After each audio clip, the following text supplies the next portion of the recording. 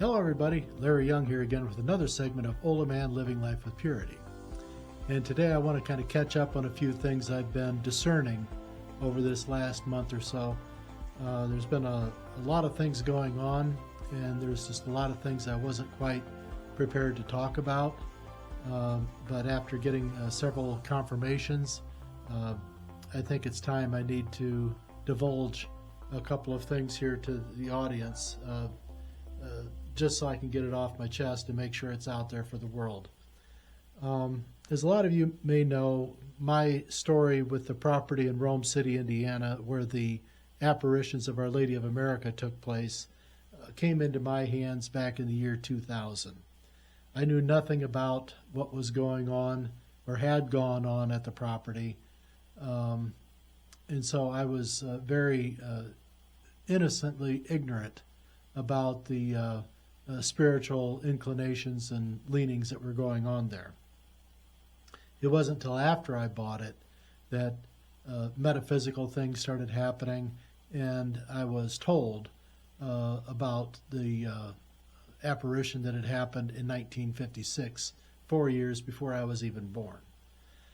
And as you might understand, stepping into a situation like that, unbeknownst, it can come with a lot of baggage, and a lot of questions come up, because when you get a number of people who did know what had happened there, and they start popping in and trying to tell you how to do things and what you must do, and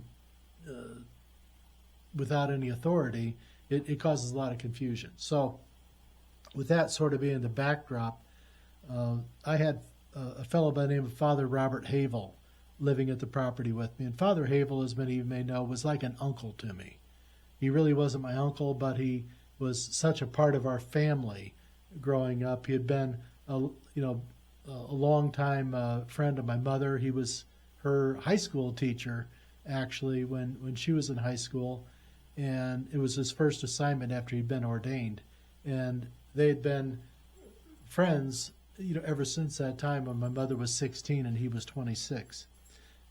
Became fast friends with her family, and maintained a place in our home as a beloved uncle of sorts. So anyway, I bought this property, and several months into it, as these things were happening, I knew I needed help. And Father Havel was in decline at that time. He had cancer, had heart issues, and he'd been in and out of the hospital several times.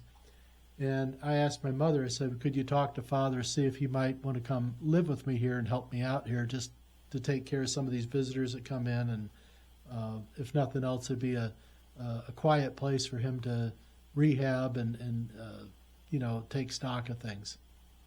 And so he accepted my invitation, begrudgingly at first, but then everyone thought he had come to the property to die.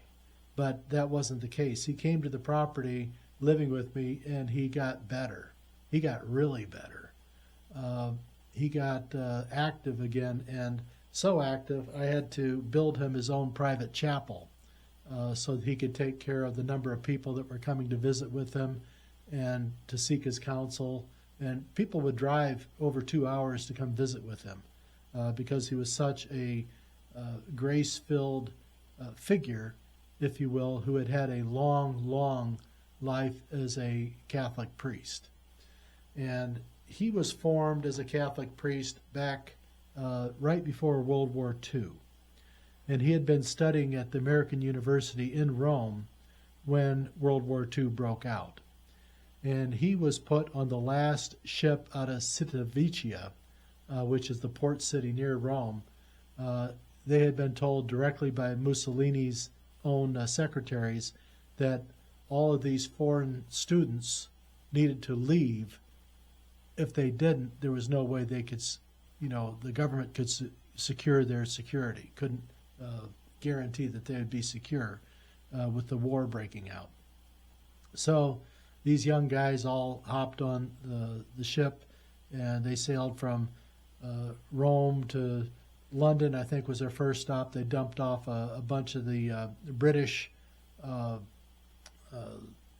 students dropped them off there, and then the ship set sail for New York, and that was where Father Havel got off, and he ended up coming back to the Midwest, to Fort Wayne, his hometown, and he finished his studies there under Archbishop John Knoll at that time, because Father Havel was one of John Knoll's guys, one of his student seminarians. And so Knoll took an active interest in Father Havel's career. It was actually sort of, we would say, positioning him through his studies and through his interest that Knoll would bring Father Havel in on. He was trying to groom Father Havel to be his successor bishop, because Father Havel had such a strong legal intellect, a canon lawyer perspective. Although he never finished his canon law degree, he had a lot of background in the church law. So, that being the case, Father Havel was with me there in Rome City, and as things started to heat up and more metaphysical things were happening, Father Havel and I were discussing one day after his morning mass that we needed help, and we needed a direct intervention from the Holy Spirit to guide us as to what it is we were supposed to be doing. And because there wasn't a book on this, there's no literature, there's no pamphlet that says how do you do these things. You have to basically just put your offering of your own free will to the Holy Spirit to say, show me what you want to do and I will do it for you. So we were in that situation. We didn't know. We weren't getting answers back that were clear. And so Father Havel and I decided to start a novena. And so we would pray every day after Mass together, asking that the Holy Spirit would send us somebody of this world that we would not deny or couldn't deny had been sent by the Holy Spirit to help guide us. And so each day that was our prayer, that somebody would come and to help us out. Well, 9 days went by, and so we extended it, and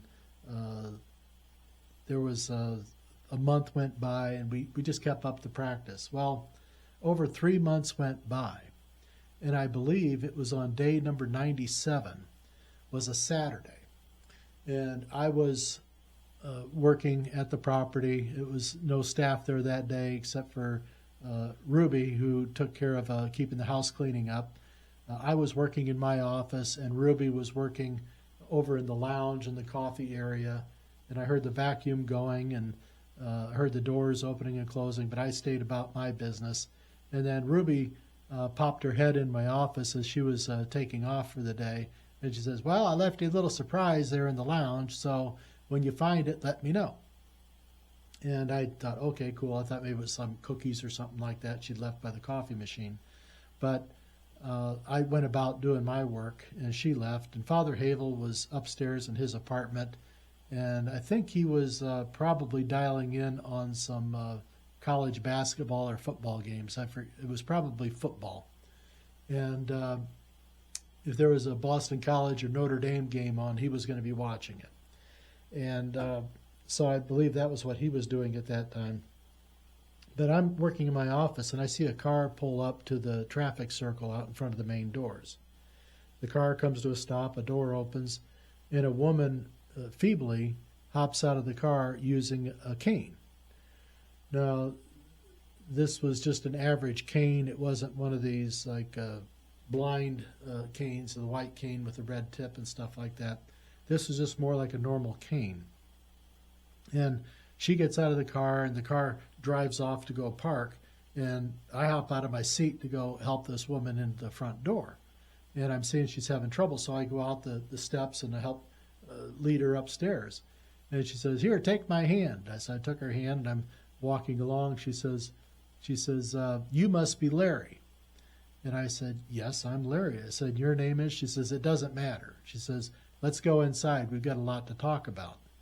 And I'm thinking to myself, oh, this is a little presumptive, and I wasn't putting two and two together at this point. So I say, well, come on in. We'll show you around. We'll wait for your other friend to show up here. And she says, oh, that's just little Mary. She's not going to be a part of this, but she'll be around, but she's not a part of this. She's just my driver. And so we go inside, and I look at this woman, and I said, "Are you blind?" And she says, "As a bat." And she says, "My name's Linda." And she says, "Sorry it took me so long to get here, but I had to get a ride." And I said, "What do you mean?" She says, "Follow the way. You'll know the way. You will know, you will know." Does that sound familiar? And I said, "Well, yeah, it does. How did you know about that?" And she says, "Never mind." She says, "I have my sources, you have yours."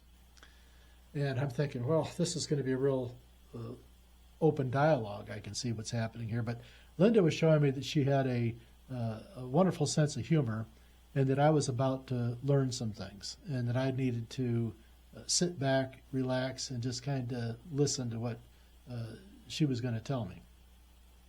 So her discussion, I'm trying to show her around a little bit. You know, how do you give a tour to a blind person, but you be very descriptive. And her friend Mary comes in and joins us. And at that point, then Linda barks out. She says, "Take me to the round chairs." And I'm thinking to myself, well, we don't have any round chairs. She says, "Yes, you do. Take me to the round chairs. That's where we're supposed to go." And I said, "Oh, okay." I said, "Well, I don't think we have any round chairs, but I'll look for some. But let's go into the lounge where the sun is coming in. It's a lot warmer in there. It's a lot more polite. We can sit and talk." And so as I'm walking these two ladies down the hallway to the lounge area, Ruby had closed the doors off to the lounge area, which were normally open. So I opened the lounge doors, and when I opened it up, I was amazed to see that all the chairs in the lounge that had normally been positioned in separate, like, discussion areas and little areas where people could have breakouts. They could have 5 or 6 people sitting around in areas where they can dialogue together throughout the room.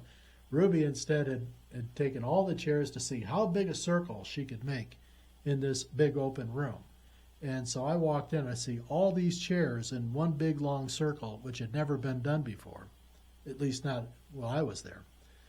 And I'm stunned by what I'm seeing here.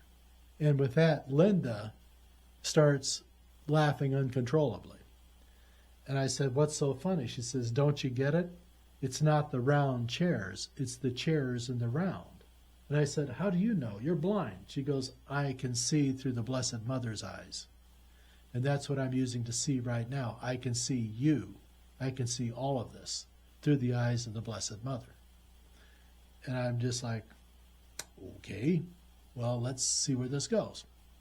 So she says, "Let's sit down and let's get oriented here. Let's get to business. I don't have a lot of time." And so we sit down, and she says, "The Blessed Mother wants you to go get the box of photos in your office." And I'm thinking to myself, I don't know of any box of photos in my office that would be of any interest to anybody. And she says, "Yes, you do. There's a box of photos. They're in the corner of your office under a pile of coats. And they've been there for over a month." And I'm thinking to myself, well, I said, "Well, sit right here. I'll go see if there is such a thing." So I went into my office, and darn if there wasn't a pile of coats in the corner. And underneath that pile of coats was a box about yay big and about yay deep, almost like a banker's box. And I pick it up, and I'm looking at it, and there's just some artifacts up top there, old coffee mugs, old leaflets and stuff like that, all had to do with the property from back in the 30s and 40s, so they're historical archive type things. But I didn't know they had been there. So in my mind's eye, I'm surmising that Ruby had gotten these from somebody who had come to visit us, and she just put them in my office, and I didn't make any note of it. And I just started throwing my work jackets down on top of it because I didn't have a coat rack. And so due to my bad housekeeping and Ruby not informing me of these items, I was unaware. So anyway, I bring the box out, we're going through it, and as I'm looking through it, I'm pulling off these artifacts, the old coffee mugs, the old trinkets and souvenirs from the place. And I get down to a layer of photographs. And Linda barks out, she says, "That's it." I go, "That's what?" She says, "That's what you were looking for. That's the photos." And I said, how do you know? She says, remember, I'm looking through the Blessed Mother's eyes. I said, well, where's the Blessed Mother? Well, she's standing right next to you right now. And I said, well, she says, believe me, she's there. And I said, okay. And so I take a look at the first photo. She says, no, that's not it. And I said, well, how do you know? She says, well, I'm looking through the Blessed Mother. That's not it. Keep going. And so I'm digging down through. I finally get down to about 5 photos. And then there's this one photo. She says, that's it. And I said, that's it, what? And she says, well, what's going on in the photo? And I said, well, it looks like there's an outdoor mass going on. She goes, it's a benediction, stupid. And I said, well, okay, there's a benediction going on. And she says, well, I thought you were Catholic. I said, yeah, I didn't say I was a good Catholic. So, I mean, I can't tell if it was a mass going on or benediction. She says, well, there's a monstrance there. And she says, they don't have a monstrance at the mass. And I said, well, I wasn't looking for that, but I'm sorry. But okay, so it's a benediction. What am I supposed to do about that? And she says, you're supposed to start having benedictions here. And I said, well, I'll have to talk to Father Havel about that. And she says, well, yep, go get the priest. And I got to talk to him too. So I go up to Father Havel's room. I bring him back down. He's protesting. He says, what are we doing? I said, you remember what we've been praying for? And he goes, yeah. I said, she's here. He goes, who's here? I said, the woman we've been praying for, the person. I said, it's a woman, and she's here, and I got to let you know, she's blind, but she can see. And he's like, what do you mean she can see? I said, well, she's seeing through the eyes of the Blessed Mother. And so just warning you, the Blessed Mother's in there too. Father Havel looks at me like I'm just batshit crazy, and I didn't know if I wasn't at that time either. But anyway, I go in and I introduce Father Havel to Linda and Mary, and I said, you know, be on your best behavior because the Blessed Mother's standing right here. And Linda says, well, that's pretty close. She's moved since then. And just had a great sense of humor. And she looks at me and she says, all right, you get out. I got to talk to your priest alone. And so I go out, I go back to my office. Father Havel sits down and has a discussion with this Linda. And he comes by my office on his way back to his room. And he says, she's all yours now. And he says, I'm going to have to talk with you. He says, we need to start doing some things. And so Father Havel goes back to his room nervously because he'd been kicked out of the meeting now too. And so I go back in, and this Linda starts telling me a number of things that are about to happen to me and were going to happen in the world.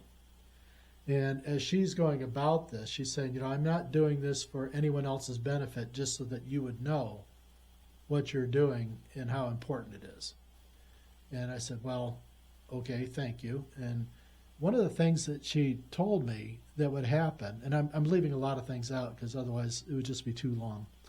But one of the things she did tell me was that in time, that the Pope's chair would reside in Rome City and no longer Rome. And I'm thinking to myself, well, are they going to rename Rome to Rome City? I don't know how this plays out. She goes, no. She says, the Pope is going to be here. And I thought to myself, well, if there's an apparition, you know, the popes normally go to apparition sites, you know, that would make sense that the Pope would end up coming to visit. She goes, no. You don't get it.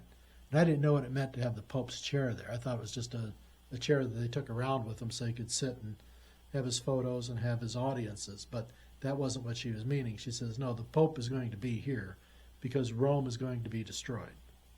And the Vatican's going to be attacked, and it will be cinders. And I'm thinking to myself, that's just crazy. She says, no nation will defend the Vatican. And I'm thinking to myself, what do you mean? What about Italy? She says, no nation will defend the Vatican.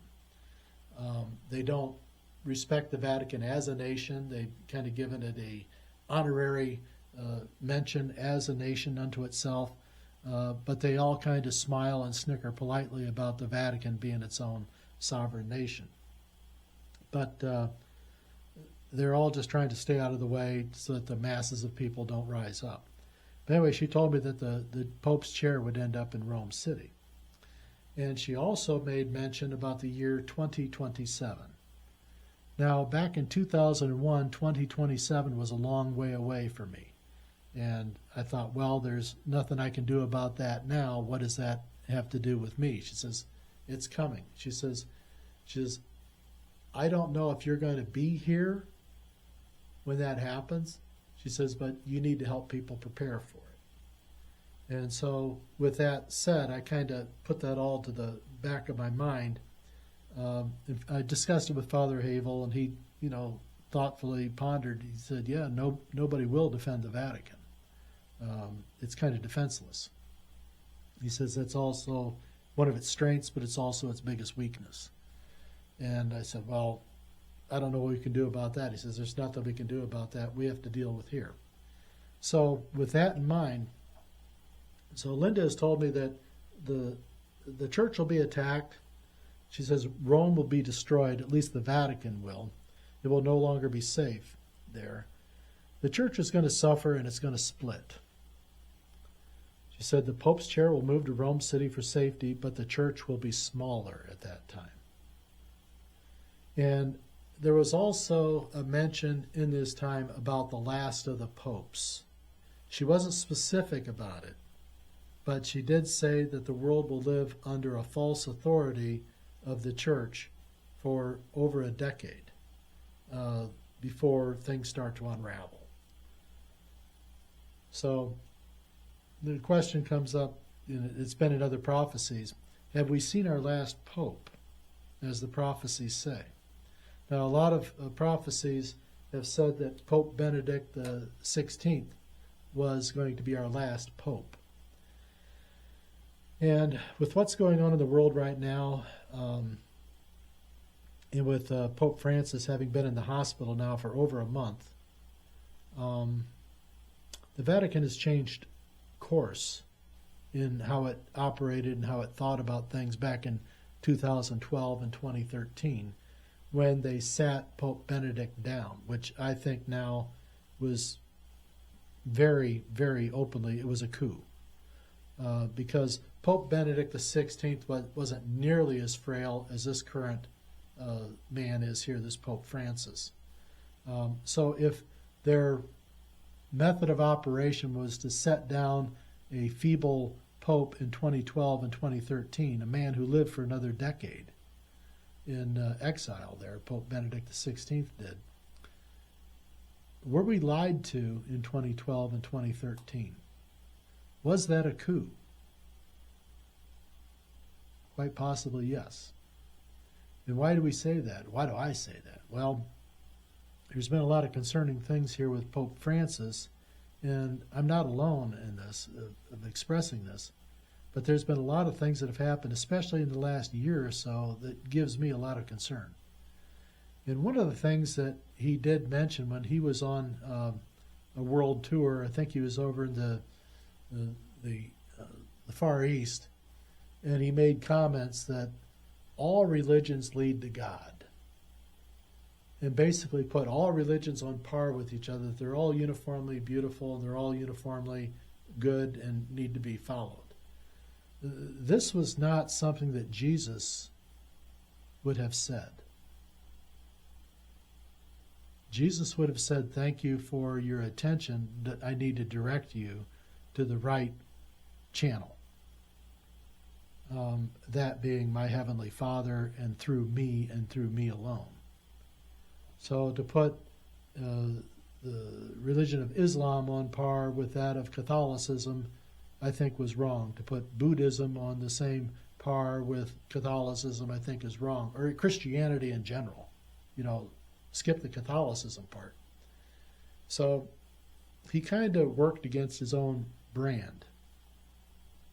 And he's also finished the beauty that Catholics feel is in the Eucharist, the true presence in the Eucharist. Some of that has been diminished as well along the way through this Pope's actions. So I'm not the authority on this, and a lot of people say, well, Larry, you're just full of bullshit. Well, maybe I am. But I don't think the Blessed Mother is.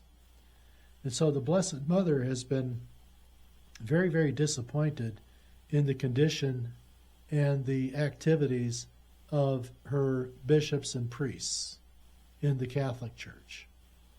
Now, a lot of people say, and quite directly, that Jesus is the one that started the Catholic Church. Yeah, and his directions under that Catholic Church, or his teaching to his followers, his apostles, was to travel lightly. Don't take things with you. Don't acquire riches. Don't acquire money. Travel light, move on, keep spreading the gospel. He didn't say build buildings. He didn't say make huge inroads, make yourself into a nation. He said proclaim my gospel and travel light and keep moving. And if you find resistance, shake the dust off your sandals and keep going. Well, that had been kind of the way the church moved through its early centuries until about the 1500s, and things started to change. And then these bishops and priests started thinking that they needed to create things that were even more astounding and more beautiful so that they could keep the faithful people in awe of God and His majesty. So they started building these things to try to tell the stories they were trying to tell. And they basically were building themselves huge hat racks to their own work and suffering. Probably well-intentioned, but poorly executed. I think their intent was good, was to try to draw people in, but then they got caught up in the trappings. And Our Lady was watching this, and she was probably disappointed, thinking that this childish behavior, this selfishness that was going on with these priests and bishops and cardinals that were being established around the world were well-intentioned but poorly formed. They'd lost the meaning of what Jesus was trying to deliver. And so in 1917, Our Lady came as Our Lady of Fatima. And there she told these children several things, and the church then took these things and called them secrets. And they didn't want to divulge these things to the world. Why? Well, because it was an indictment against the priests and the bishops. Our Lady had admonished them and said, leave the world behind. Leave your trappings of the world behind. You're not focusing on what we need to be focusing on. And that's the deliverance of souls to Jesus, your Lord and Savior. My Son, who I keep trying to talk about. It's never been about me. It's always been about me trying to call attention to my Son. And this is where I think a lot of the Protestants lose the connection. And hopefully they'll understand that Our Lady isn't there as a blocking sort of thing. She's there more as a conduit to things, as a motherly response. Now, not everyone has a great relationship with their own mother. That's sad, it's true, and those people have more of a hard time with this. But people who have a good relationship with their mother usually respond to this quite easily. So, Our Lady has been calling for the priests and the bishops to change and to remove themselves from the trappings of the world and stay on course with what the original design was. And she told them in 1917 to release this, I believe, was in 1960. She said, you've got, that she was giving them time to self-correct. And then she wanted them to release this information in 1960. Well, that didn't happen. And even in 1956, when she came as Our Lady of America, she mentioned the same concerns again, that these priests and bishops were not doing what she had asked them to do, and that was to basically self-correct and to change their behavior. Well, they didn't do it then, so 1956, the message didn't get out. 1960, they didn't deliver the message out. So she comes again in 1963 in Garabandal, and there again, she voices her concerns again, so much so that she releases the information and tells them again that they need to self-correct and they need to leave the world behind and concentrate on the spiritual things.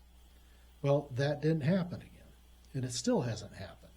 So the church will not self-correct.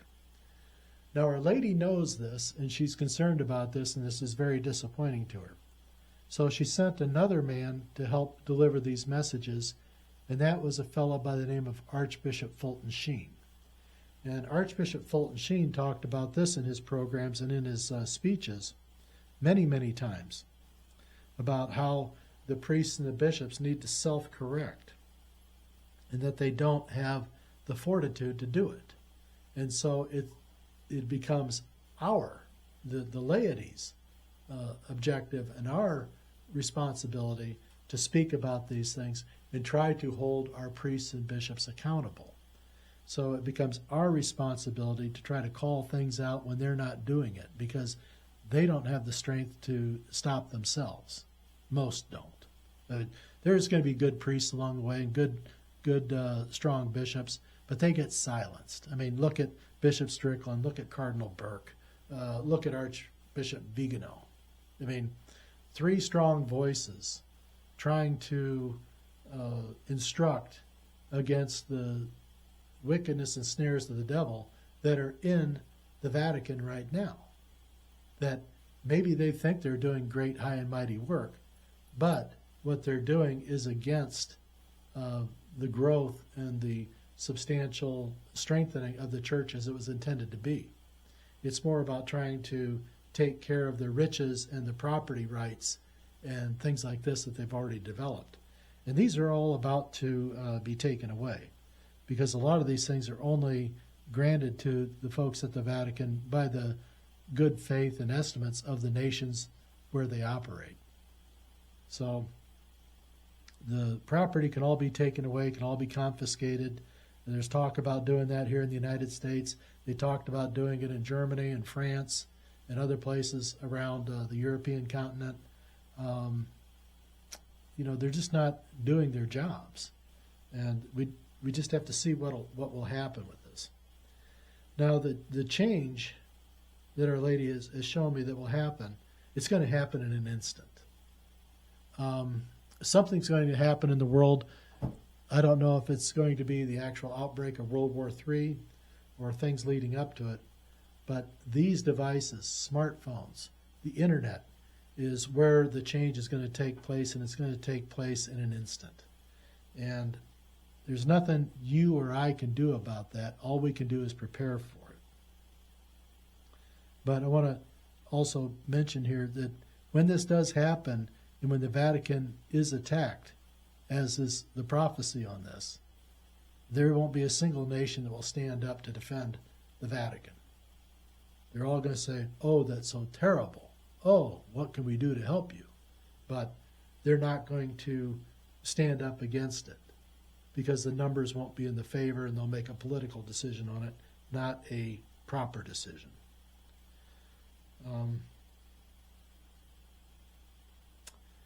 Now, one of the things that comes up in this discussion is, why should the rest of the world care about the Catholic Church when so many of the Catholic Church's own alleged members don't defend the Catholic Church in their daily lives, even in their beliefs?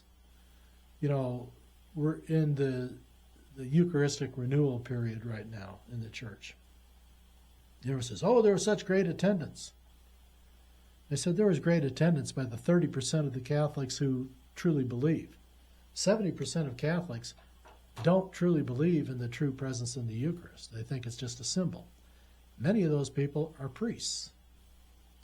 And this is a dirty little secret that's out there, but we got to change that.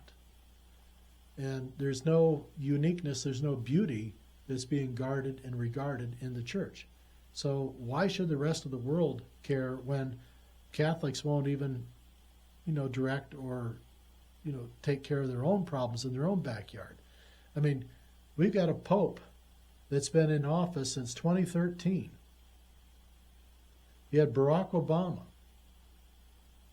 You had Joe Biden. You had Nancy Pelosi. All these people promoting and trying to help foster Planned Parenthood and abortions. And so much so that it became commonly known as Plan B. That if Plan A doesn't work with whatever form of contraception you used, you got Plan B. You can always just go get an abortion. And all you got to do is just knock out that little clump of cells, and no one's going to hurt for it. Well, this is the kind of work that was going on. And we had Joe Biden touted himself as being a Roman Catholic. We had Nancy Pelosi tries to say she's a Roman Catholic, but her Catholic nature is only between her and God. It has nothing to do with anybody else. Well, I got news for you folks. She's not a Roman Catholic. So they've let the brand of the Catholic be corrupted. And this is why other people don't respect Catholics, because Catholics don't do what they say they should do. And one of the things is we have these penalties of excommunication. Excommunication isn't a death sentence. It just said, hey, you're not welcome in our community until you change course and you correct what you've done that goes against our teaching. And so why did they not excommunicate Joe Biden? Why did they not excommunicate Nancy Pelosi or any of these other Catholic politicians who are leading the march for killing of babies? Because other people are seeing the Catholic Church as being toothless and meaningless and just a bunch of, guys running around in robes telling other people what to do when they won't do it themselves. So is that an unfair statement? To some, yeah. If they're very holy and trying to be meaningful Catholics, yeah, they're going to take umbrage with that. Is there truth in it? Unfortunately, yeah.